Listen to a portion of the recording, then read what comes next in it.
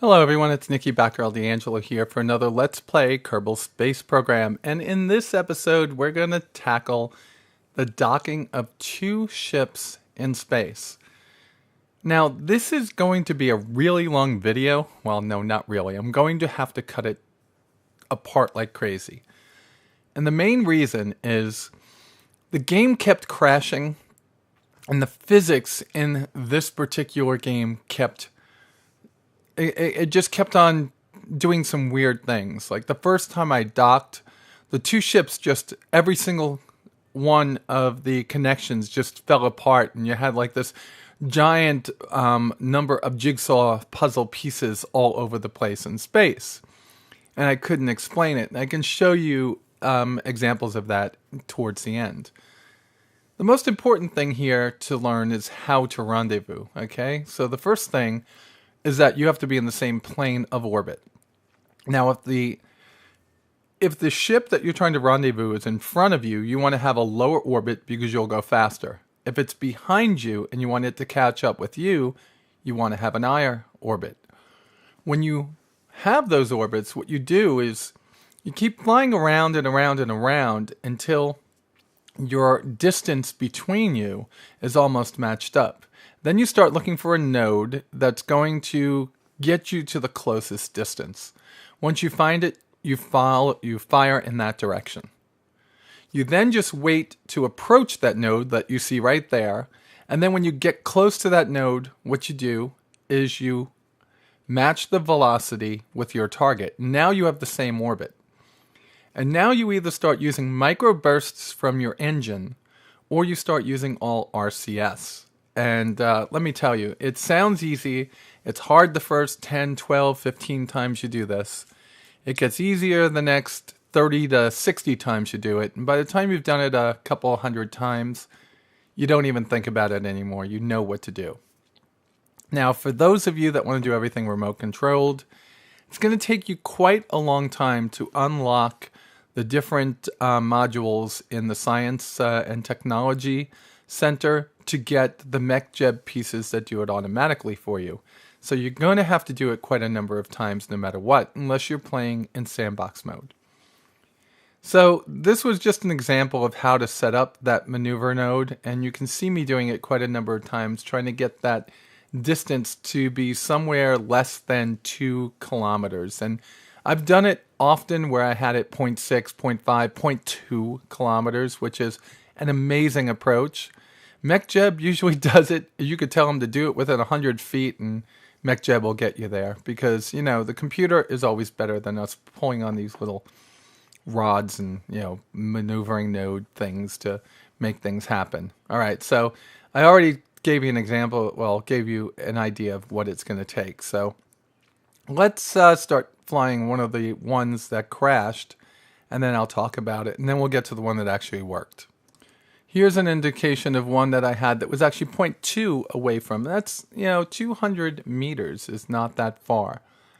So you want to point at the velocity vector, either retrograde or towards the prograde. If you're going prograde, you could always use reverse on your maneuvering thrusters, or just fire, point at the retrograde marker and fire your engine in microbursts until you're down to 0. At that point, you will be in the same orbit as this guy.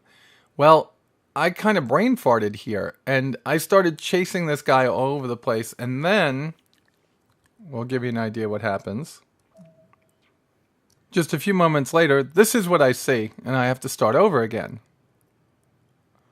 Just drove me crazy, and here I am going all through it again, trying to get close and trying to rendezvous and get everything situated, and then oh my lord, what just happened? It restarts, okay? When I come back from my system crash, this is exactly what I start to see. Look at this. It's just falling apart as I approach it. It's like every single connection decided it didn't want to be connected anymore. That was just kind of weird, right?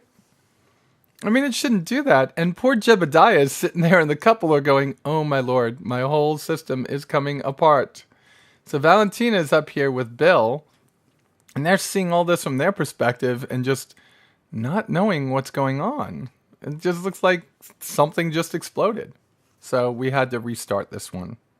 Well, I shut down the computer. I came back, started up Steam, started up Kerbal Space Program, and I'm faced with this. The ship is totally in one piece. So I'm going to have a brain fart of a docking here. And the main reason is, if you're looking at my ship, I have a capsule, and on top of the capsule I have a docking port. I also have an SAS. Why? I forget why I had it on there, or a reaction wheel.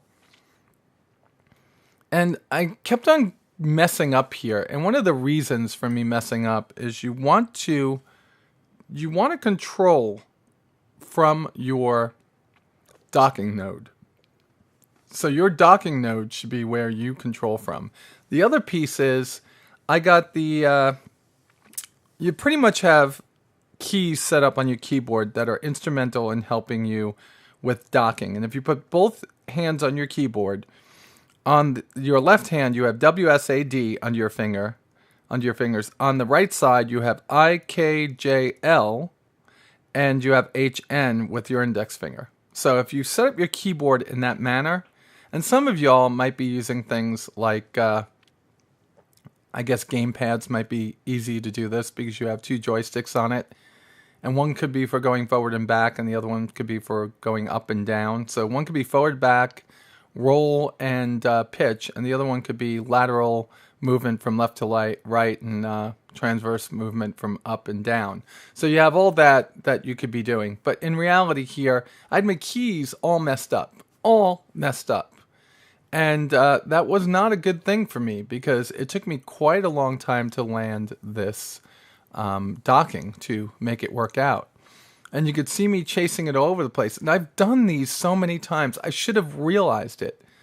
The second piece is, there's also a mode that you could have that you could turn on that actually reduces the, it makes it more precise when you're doing the docking like this. You figure the computer would be able to twist you and turn you without causing you to have any velocity in any particular direction. But that's not the case. When you start moving these things around, you start chasing this back and forth and back and forth. And I want you to know that. Later on in the series, we will show you good dockings, much better dockings. This particular vessel I have here is going to evolve over time to become my space tug.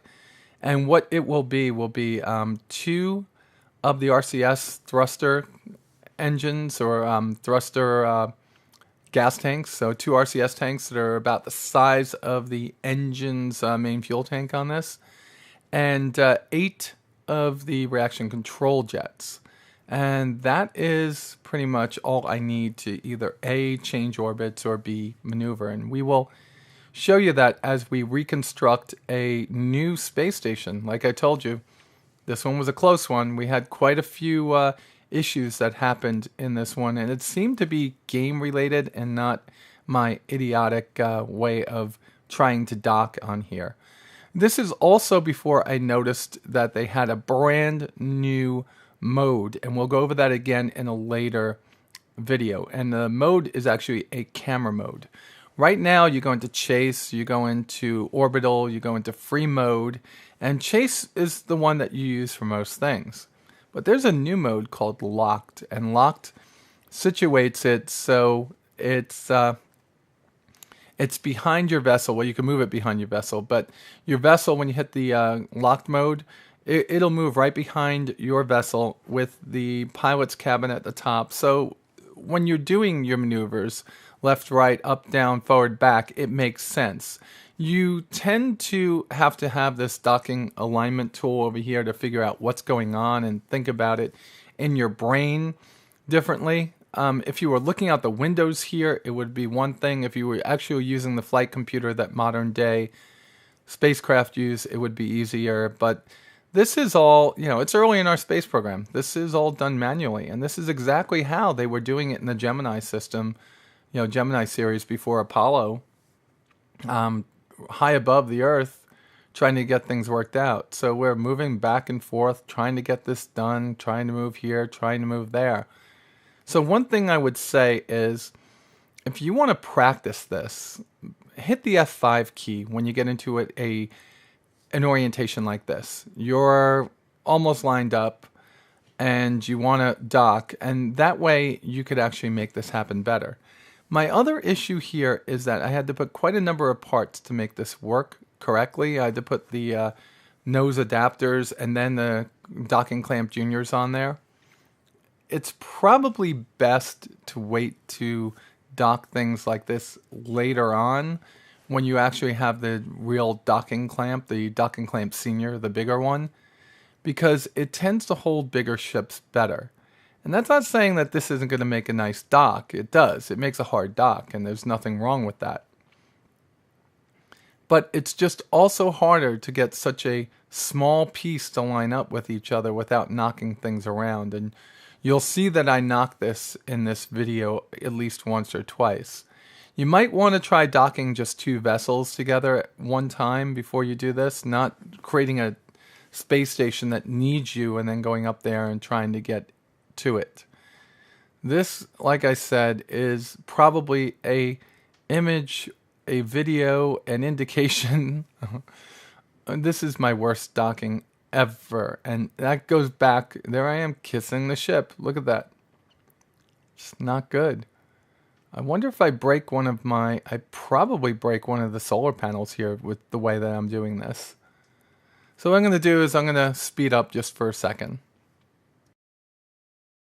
The second thing I'm going to tell you, as we speed this up, it's going to look like some kind of wacky dance as we're doing this, is that the docking alignment tool that I have here, and here I am screwing up the lateral and transverse thrusting just a little bit. The docking tool is probably not needed with the indicators on the nav ball and with the newer locked mode. Like I said, I can't wait till I put that on here so you guys could actually see how that works. But you should... Oh, here I am looking at the keyboard. So this is important. Look, I came in here, I go, I know where these keys are. Why aren't they working? Left, right, up, down, whatever it is. And I kept on trying to make this work. I'm trying to see which key is doing what, because I totally botched everything not having my camera set in the right way. And I was playing with the indicator over there to the right instead of with knowing where the ship was. Now that I finally got things working the right way, I'm gonna start over controlling it just a little bit. So let's go back to what I was saying. This is such an important part of a successful Kerbal space program career that I would suggest that you just go into sandbox mode, create 2 vessels, launch them, and practice rendezvousing and practice docking as much as you can. Now, when you're practicing, you could also go into the cheat menu, which is option F12, and give yourself infinite RCS and infinite fuel, so you could throw your 2 ships into different orbits and then keep trying to, capture each other's orbit, rendezvous, and then dock. It really is important if you want to do this game the right way. So we finally get everything lined up. At least I think it is. Okay, it looks good, right? That looks good. That looks pretty. And all we got to do now is just fire H. And I'm sitting over here playing games again. Trying to do that instead of just relying on what I know. Now the magnetism inside of the 2 docking clamps, the magnetic field, is strong enough to pull them from 0.1 meters away from each other. So let's just start firing towards it and let that happen. Okay? And ever so slightly. You really don't want to push this too hard. You want to keep your targets, your approach to about 0.1, no more than 0.2, but 0.1 meters a second. It's really important to keep it slow, because if you don't, you'll just plow right through the ship in front of you and it'll get destroyed. So I am totally off. Look how I'm moving up as I get closer. I'm moving up, but the magnetism of the 2 units is actually going to, see, it took a bit, it's starting to move me down, and it locked. So we're in orbit, rendezvoused. We just closed out that particular item, so we have our spaceship that's coming up here to pull off the Kerbonaut, which is Jebediah. And we have our two guys up here. Not bad, right? Doing fine. And that's essentially a successful, although rough, it was a close call. That was a very successful way to get ourselves together. There's really not much else that we could do here. Not much else at all. All right, let's move on to the next piece. So quite a bit later, well, first off, you have to know what happened. I was playing the game and my neighbor said, "Hey, can I bring the girls over to play with your kids?" I said, "No problem." So I left, and I left the ship together. I left it together. And as you can see, there's a jigsaw puzzle of parts all over the place. Well, I was really lucky to have left our Kerbonaut in the cupola, because if I had left him in the hitchhiker can, we'd have to go find the hitchhiker can and perform an EVA to get back into the spaceship over here. So we're going to transfer them back into it. So I'm trying to figure out who's who and where they are so we can get this transfer done. And really, I could have just clicked on the hatches and said they're moving over, but I decided to do it the old-fashioned way. There used to never be a way to transfer Kerbal between the two ships. Today, all you do is click on a hatch, tell it to transfer, click on the part of the space station that you want them to transfer to, and you tell them to go in. So we're just looking to see if anything else was broken. That's essentially what I was trying to do. And we're going to get Jeb, I believe it's Jeb, into the ship over here and become part of the crew here. Okay, so we're fine. And we're going to point retrograde, and we're going to take this baby home. So that was today's video. Today's video was really just about, what happens when things go wrong, right? The game is going to crash. It's Unity, and there's still a lot of instability in the program itself. It's kind of tough to demand anything else out of them. They aren't working. They aren't building the engine themselves. So there's a lot of things that go wrong with it because in actuality, it is a 32-bit program still. And that means it only addresses about 4 gigs of RAM. And with all those items up top, those add-ons that I have going on, at times that could be bad. That could be very bad. So we pushed away from where we were. We're going to turn retrograde because Jeb's so highly advanced. He has a lot more autopilot options over here. So we put on the retrograde marker, and we're just going to try to land as close to KSP as we can. All right, folks, that was it. So you got my advice. My advice is to go out there and really learn this piece of the game, the rendezvous and docking. It's going to be instrumental. Oh, I was talking about action groups before. I think it was in a previous video. You see how they're all firing? Is that crazy? That is just absolutely nuts. And they're firing against each other. So action groups, if I had set them up, I could have set the action groups up to to turn off a set of 4 like those up there. Instead, that's not really the way it was working. So we get rid of him. He's going to go and fly off on his own and probably just orbit Kerbin forever. We might make a mission to go and intercept that. And when we have the technology, we'll start adding in a new mod called Kerbal Attachment System. We might be able to use that couple at a later date. And it's up here in space, and, we might be able to attach it to a different space station. You never know. So let's get them home, and that will be it. So in the next episode, we're going to take a bigger ship back to Minmus.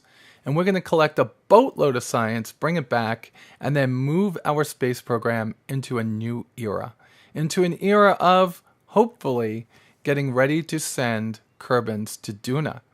And Duna, we say, because I could create a space station. We're going to have to create a space station around Kerbin and the moon before that, and you'll see that. But a space station around Duna is important, and we'll probably build the space station out of probe parts first, and we'll send over a couple of tanks of gas, leave them there, and We'll mount them together or dock them together. We'll send over a habitation module and dock that to it. We'll send over a science module and dock that to it. And we'll have open docking ports for a number of landers. Now, the lander is going to be the hard part when we go to Duna, because Duna's not like the moon or Minmus, where there's no atmosphere. There is an atmosphere. And it's not like the moon in that it's not that small. It's actually bigger. It's actually relative to Kerbin what Mars is to Earth. So you will need less delta V to get off the planet, but you're going to need a lot of delta V to get off the planet. So I have a couple of ideas. There is something called Kerbal Attachment System, and it's an amazing mod, and it allows for things like refueling. So what we might want to do is take a probe lander and land it in a certain area, and have that be a big tank, right? And that big tank just sits there, and then we send a couple of ships to there. And they can refuel when they get on the ground, and then take off. In the old Kerbal Space program, and I don't know if it's in this one, there used to be a mod called Kethane. And Kethane would give you satellites to search for Kethane, and it would give you parts that would allow you to drill and to process Kethane into fuel. I'm not sure if that works with version 1.0, or if there is actually resources in 1.0 that will help us make fuel when we go places. So we're going to have to research that and see how that works, because if we can make fuel on Duna, it would mean that we could set up a fuel processing plant, then land near it with Kerbins and get all the science from around it, maybe start making rovers by that point. So we have quite a number of things that we need to unlock before we get there. And it means that we're going to need to make a lot of money. So that's another thing. We might play with the director, with the KSP director or the directors, and start having them change their default purpose into something that might be able to give us more rep, more science, or more money in that situation. So here we are, burning through the atmosphere, getting closer and closer to the end of our wonderful journey into space, our rendezvous with the now in pieces KSS-1. Thankfully, there wasn't a loss of life on this mission. There was a loss of a ton of the currency that the Kerbins use.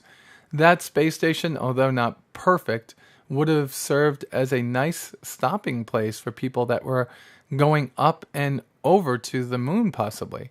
So we will continue this in our next episode. And we will go back to Minmus, pick up a ton of science, and unlock a ton more research. All right, folks, as they fall back to the planet, which I'll leave you in silence for, you guys all be safe out there, and I'll talk to you soon.